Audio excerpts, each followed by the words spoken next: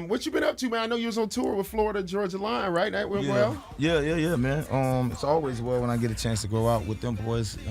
We always have such great shows, and we bring a lot of good people together, from different genres and different great people. energy at those shows. Yeah, from what I heard. great energy at the shows. Something that when we first did it, I think back in is it like 12 or 14? I think that was our first time. 14, I think, was our first time doing it. And a lot of people told us that we couldn't, what were we doing? We couldn't make it happen. And, we jumped that off. And now, it's kind of like every 2-year thing. We kind of, come together and make it happen. So it's a beautiful situation when you get a chance to see the people. So when you did that, let me ask you this: when y'all first made that connection, were you reluctant at first? No. Because I know you a country boy. So were you reluctant in the first time to be like, I don't know if I should do this? When you say do this, you mean as far as like collaborate with someone like from a different genre as far as like country music? Yeah. No, I already did it in 2004 and made it work. With the over and over again, right? Right. Yeah. Right, So right. okay, so that's what I mean. When you first did that, were you reluctant about it? When I wasn't reluctant. I think my label was a little. Okay. Yeah, because it had my been label, done, right? label was a little reluctant in making it, and seeing what I was seeing until I was able to make them see it, but. That's been my way with my music my whole life. You know what I mean? Like, just trying to make people get a chance to see the vision that you want, and that's how you create your own lane and you make your landmarks by doing different things and trying to be first in certain aspects. Yeah, and I think your music, man, all the music that you have, the total 7 albums, I think it is. Yeah, something close like to 8. Something close to 8. Yeah.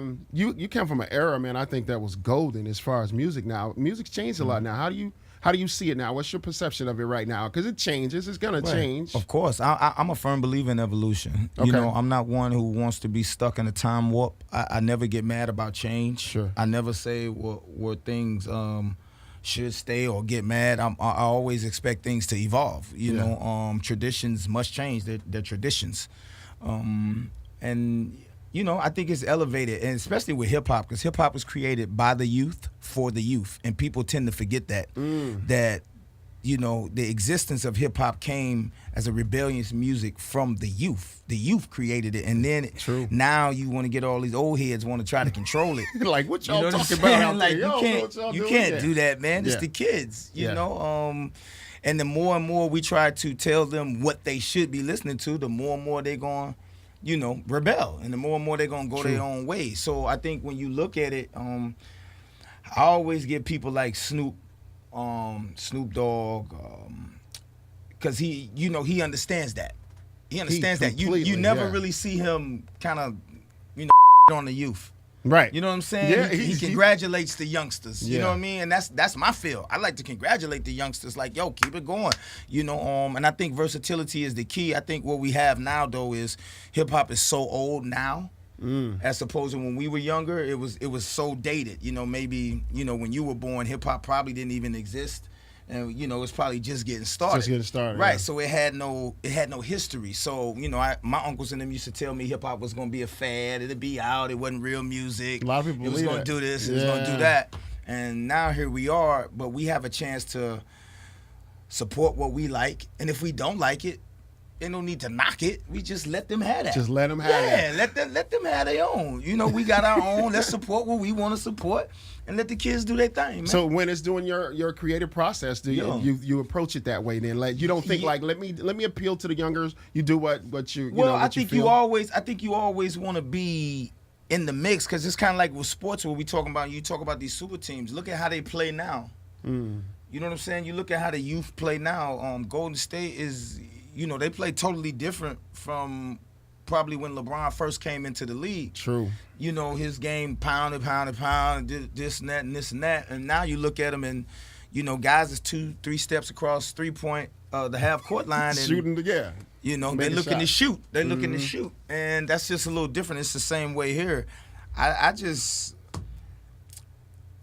It's a young man's game and a veteran survival, cuz. You know what I mean? Veteran survival. It just truly That's is. the truth. You know what I'm saying? It's a career for a reason, and you just try to maintain. You do the music that you feel comfortable doing, and if you want to be versatile and create, and go in a little bit more of that direction. Ain't nothing wrong with that. Nothing I wrong. just say don't never sacrifice who you are or sacrifice your morals. But ain't nothing wrong with you know, putting on the new shoes. You know what I'm saying? Man, he's spitting knowledge today. There's That's nothing dope. wron with putting on the new shoes. Put the new shoes on, artists out there. All right, Sometimes. talking it sometimes. Oh, Yeah, stay true to yourself. sometimes. Yeah, stay true to yourself. You know what I mean? But ain't nothing wrong with putting on the new shoes Put sometimes. the new shoes on. Nelly here, man. Sugar Bear in the morning. So let's transition that to the new single, Freaky With You. Yeah. Jacquees on that. Yeah, That's cool. shout out to my nephew Jacquees, man. You know, again, the youth. You know, I appreciate what he does.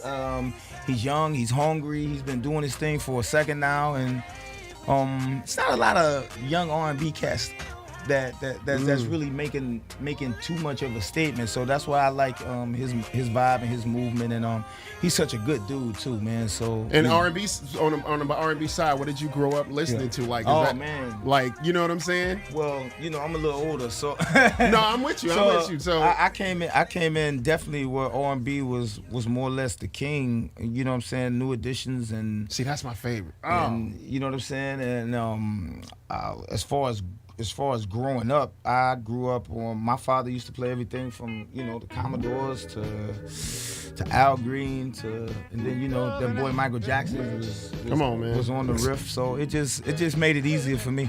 And for you to create, right? Because a lot of your music has melodies in it. So you hear a lot of melodies because you're just attached to that R&B side of it. Yeah, well, more melodic. More melodic era. That's always been the formula for you. That's why your music is still standing tall today. I appreciate that, bro. Are you working on something new? Definitely, man. Okay. We're finishing up projects right now called All Work No Play. Ooh.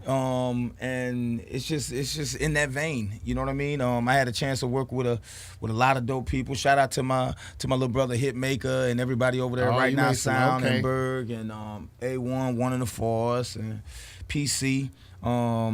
Shout out to Ty and a lot of people on this project. OT helped me do some things. Wiz, Khalifa. Oh, you got a little bit of everybody. Yeah. We got some funk, man. So it's been a dope experience. Coming out this summer. What do you get? Yeah. We should be able to have a lot of it out by a couple more months, man. And you're done with the project already? Or we just filling it out. Okay. We just filling it out. You know what I'm saying? Like, we just trying to reinsert Nelly back into the swing of things right now. And I think the game needs you right now. Well, I'm going to take you for that. I'm going to hold you to that. I'm just saying. I mean, we playing a song here. People responded to it. Yeah, I think the game needs you right now. Thank you, man. That's why I'm here, man, because I appreciate the love. Man, we show you a lot of love. Now, I want to talk real quick about something before we let you go, because I think this is an important social issue with Colin Kaepernick. If you were playing sports right now. Exactly. And, you know, with the issues that we have to face, and even some here in our own city right here in Sacramento, I mean, kneeling. What do you feel about that and the national anthem and all of that? You think that's important to make that statement that way? I think it's important to make any statement that you can that you feel is socially important to you. That's the thing about it. It's like protests are supposed to be uncomfortable. That's the only way you get your point across is to make it uncomfortable. And when you're doing something as peaceful, and the thing about Colin Kaepernick is he was told by a veteran that this was a respectable way to get his point across was to kneel. He didn't think of this. He was sitting down out the way. He was told by a veteran out of the military to take a knee because that was more respectable.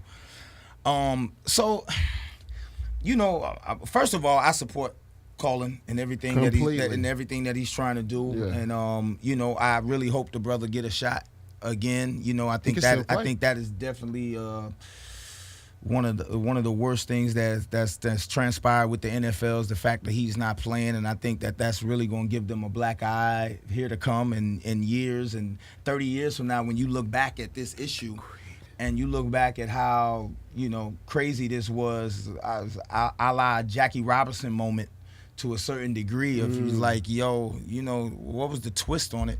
You'll see what happens, and I don't think that the NFL is going to be real proud of themselves. I agree with you there.